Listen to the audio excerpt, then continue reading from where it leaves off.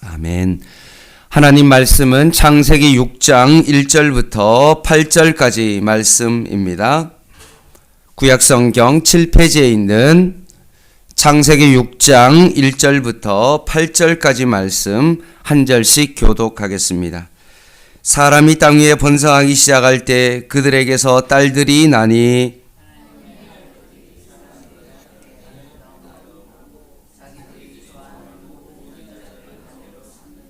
여호와께서 이르시되 나의 영이 영원히 사람과 함께하지 아니하리니 이는 그들이 육신이 됨이라. 그러나 그들의 날은 120년이 되리라 하시니라.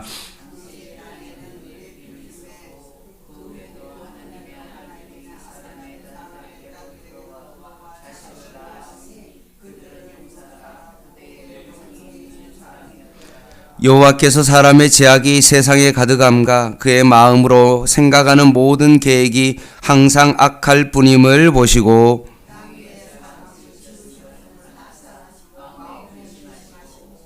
이르시되 내가 창조한 사람을 내가 지면에서 쓸어버리되 사람으로부터 가축과 기는 것과 공중의 새까지 그리하리니 이는 내가 그것들을 지었음을 한탄함이니라 하시니라. 그러나 노아는 여호와께 은혜를 입었더라.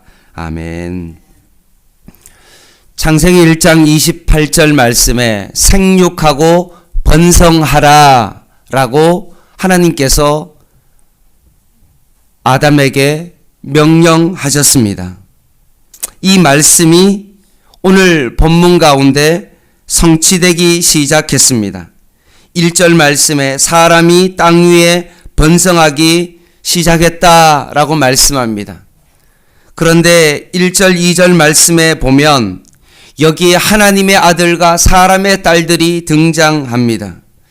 과연 이들이 누구인지에 대한 의견이 다양하지만 그래도 전통적으로 우리가 받아들이는 일반적인 해석은 뭐냐 하면 하나님의 아들은 셋의 후손이고 사람의 딸들은 가인의 후손이라는 견해입니다. 근데 이 두 무리 사이에 어떤 일이 벌어졌냐 하면 하나님의 아들들이 사람의 딸들을 아름다움을 보고 외적인 것을 바라보고 좋아하고 그들을 모두 아내로 삼았다라고 말씀합니다. 아내를 삼는 기준이 너무나 이상합니다. 단지 외적인 아름다움만을 보고 아내를 삼았고 그들이 성적 결합을 했습니다. 결국 셋의 후손들이 세상 문화와 완전히 동화되어서 이제는 걷잡을 수 없을 만큼 자신의 감정과 욕구대로 살 수밖에 없었고 결국 그들의 삶은 하나님과 멀어질 수밖에 없었던 것입니다. 이런 모습을 보고 하나님의 반응이 나타납니다. 3절입니다. 같이 읽어볼까요? 시작. 여호와께서 이르시되 나의 영이 영원히 사람과 함께하지 아니하리니 이는 그들이 육신이 됨이라. 그러나 그들의 날은 120년이 되리라 하시니라. 아멘. 나의 영이 영원히 사람과 함께하지 않겠다. 타락 이전에는 하나님과 함께 영원히 살 수 있었지만 죄악으로 말미암아 그들이 죽음을 맞이하게 된다는 말씀입니다. 그리고 그들의 날은 이제 120년이 되리라 라고 말씀합니다.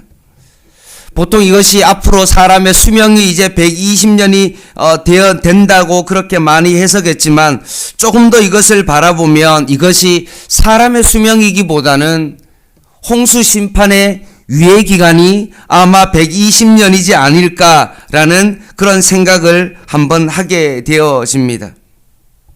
그러면서 타락한 상황을 설명하는데요. 4절입니다. 당시에 땅에 네피림이 있었다라고 되어 있는데 여기 네피림은 나중에 이제 민수기에 보면 13장 33절에 나오는데 가나안 정복시에 나오는 그 네피림 족속입니다. 가나안 땅 거주민 가운데 하나고 등치가 아주 큰 사람이라는 의미를 가지고 있습니다.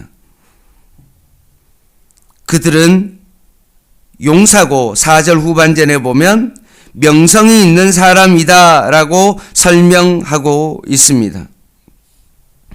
홍수 이전에도 덩치가 크고 명성이 있는 어떤 그런 존재였다는 거죠. 오늘 본문 속에서 네피림이 사실은 주제가 아니라 이 말씀 보면 결국 하나님의 아들들과 사람의 딸들이 지속적으로 자녀를 낳고 있다는 사실입니다. 타락이 계속 이어지자 하나님의 반응이 나옵니다. 5절 6절이죠. 여호와께서 사람의 제약이 세상에 가득함과 그의 마음으로 생각하는 모든 계획이 항상 악할 뿐임을 보시고 땅 위에 사람 지으셨음을 한탄하사 마음에 근심하시고.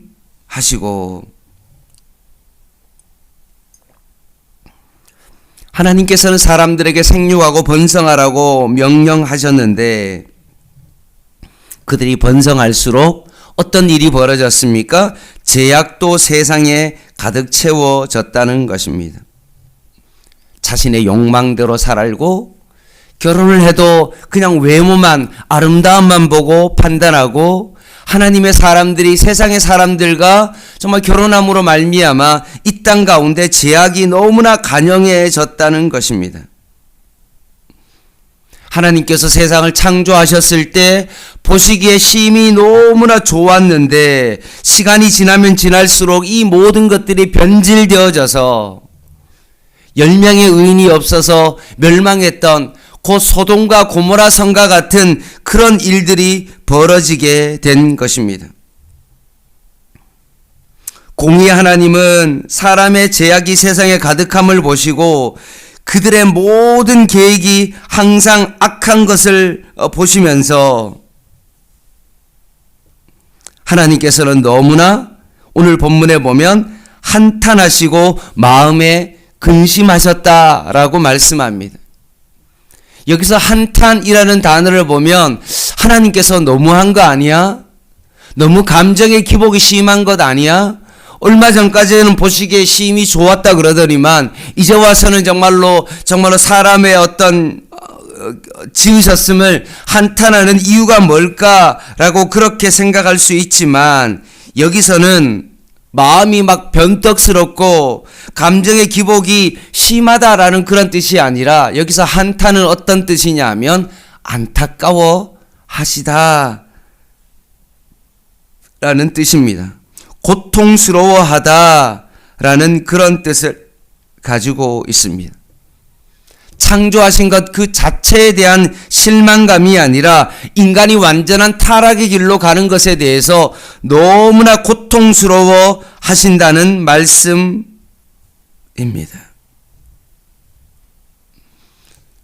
이 세상의 제약이 너무나 간영하고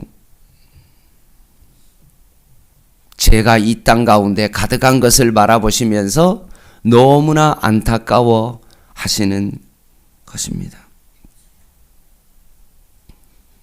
대한민국을 바라봐도 하나님께서 이 땅 가운데 엄청난 은혜를 주시고 축복을 주셨음에도 불구하고 예수 믿는 사람들이 그렇게 이 땅 가운데 많음에도 불구하고 이 땅의 제약이 너무나 간영한 것을 우리가 가지고 있는 것과 마찬가지로 하나님께서 우리나라를 바라보시며 지금도 마음 가운데 행여나 한탄하시고 혹시나 안타까워하고 있지는 않는지 다시 한번 우리나라를 다시 바라보게 되어집니다. 이처럼 땅 위에 사람 지으심을 한탄하시고 근심하신 하나님의 결정은 무엇입니까? 7절입니다. 이르시되 내가 창조한 사람을 내가 지면에서 쓸어버리시겠다고 선포하십니다. 분명히 죄는 사람이 지었는데 벌은 누가 받는 겁니까? 가축과 기는 것과 공중의 새까지 그리하겠다라고 말씀하십니다. 이유는 뭘까요? 사람은 인간의 피조물의 대표성을 가지고 있기 때문에 사람의 타락은 결국 모든 것의 타락을 의미하고 생육하고 번성하고 땅을 다스려야 되는데도 불구하고 제약 가운데 살아가고 있는 그들을 바라보면서 하나님께서는 이 땅의 모든 것들을 쓸어버리시는 것을 오늘 보게 되어집니다. 따라서 우리의 삶이 얼마나 중요한 것인지, 하나님의 사람이 제대로 말씀 가운데 살지 못했을 때 어떤 일이 벌어지는 것을 우리는 바라봐야 됩니다. 우리나라의 이 어려운 정체 현실과 세상의 타락함과 성적으로 타락하고 너무나 말할 수 없는 어떤 그런 일들이 이 땅 가운데 이루어지는 그 모든 일들은 결국 예수 믿는 사람들이 제대로 신앙생활을 하지 못함으로 말미암아 일어나는 그런 일이기 때문에 그렇습니다. 하나님의 백성이 제대로 살지 못했기 때문에 무너지고 있는 그런 모습일 것입니다. 그러면서 오늘 본문 가운데 한 명의 인물이 등장하면서 마무리되어집니다. 8절 같이 한번 읽어보겠습니다. 시작. 그러나 노아는 여호와께 은혜를 입었더라. 사람이 번성할수록 타락하고 하나님을 근심하게 하였으나 노아는 여호와께 은혜를 입었다. 세상에 많은 사람들이, 대부분의 모든 사람들이 타락했지만 그 중에 한 사람만은 신앙을 지키며 하나님의 마음에 합당한 삶을 살아갔다. 그 사람이 노아인데 6장 9절에는 뭐라고 표현했냐 하면 하나님과 동행했다라고 말합니다. 이 단어가 여러분 기억나지 않습니까? 5장에 나오죠. 누구입니까? 에녹이 하나님과 동행했다라고 그 단어를 쓰는 것과 마찬가지로 결국 하나님께 은혜를 입은 사람이었다라고 말씀합니다.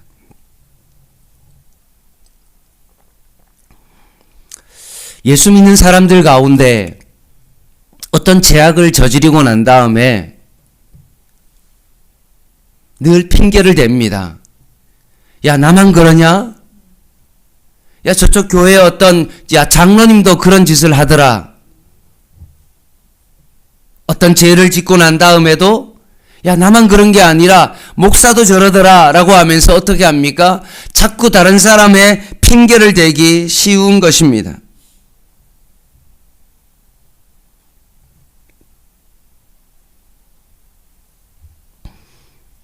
그러나 오늘 본문에 이 세상의 모든 사람들이 자신의 죄를 따라 살아갈 때 한 사람 노아만은 하나님과 동행하였고 여호와께 입은 사람이 있다는 사실을 여러분 꼭 기억하시기 바랍니다. 남들 핑계대지 아니하고 이 상황 가운데도 믿음으로 살아가는 한 사람 노아가 있다는 사실을 기억하고 우리도 이 제약된 이 세상을 바라보면서 거기에 정말로 젖어들고 어쩔 수 없다라고 핑계하고 다른 사람도 그렇다라고 그렇게 핑계대지 아니하고 노아처럼 여호와께 은혜를 입고 하나님과 동행하는 삶을 살아갈 수 있는 저와 여러분 되기를 간절히 바랍니다. 성도는 상황과 환경에 구애받지 않습니다. 어느 시대든지 하나님을 믿기 쉬웠던 때는 없었고 앞으로도 그럴 것입니다. 로마서 12장 2절 말씀처럼 너희는 이 세대를 본받지 말고 오직 마음을 새롭게 함으로 말미암아 변화를 받으라라고 그렇게 말씀했던 것처럼 이 제약이 가득한 이 세상 가운데 이 세대를 본받지 아니하고 오직 마음을 새롭게 함으로 하나님을 더욱더 닮아가는 저와 여러분 되시기를 주님의 이름으로 간절히 부탁을 드립니다. 기도하겠습니다.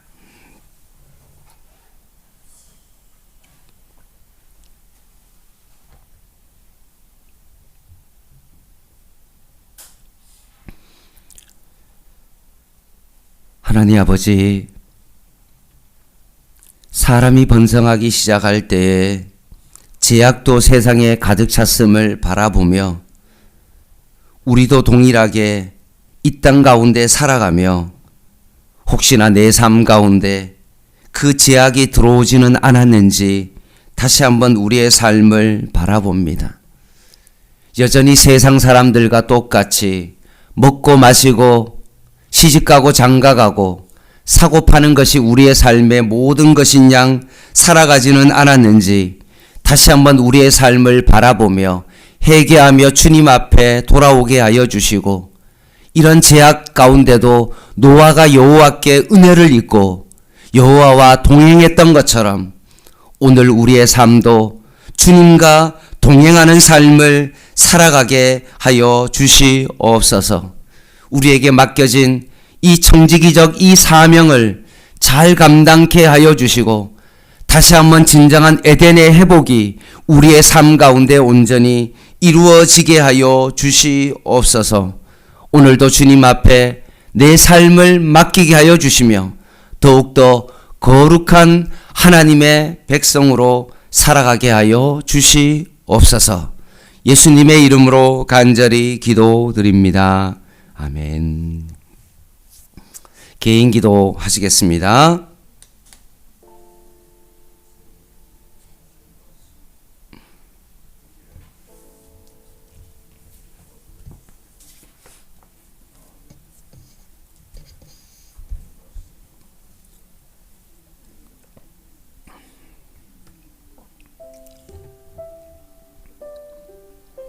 하나님,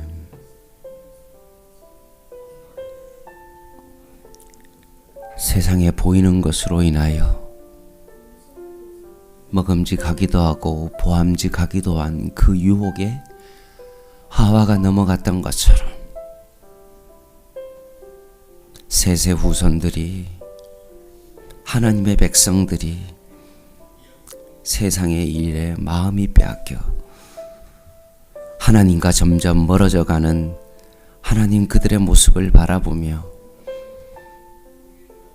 오늘날 하나님의 백성들이 하나님과 자꾸 멀어지고 있지는 않는지, 내 자신이 하나님과 멀어져 가고 있지는 않는지 다시 한번 깊이 바라봅니다.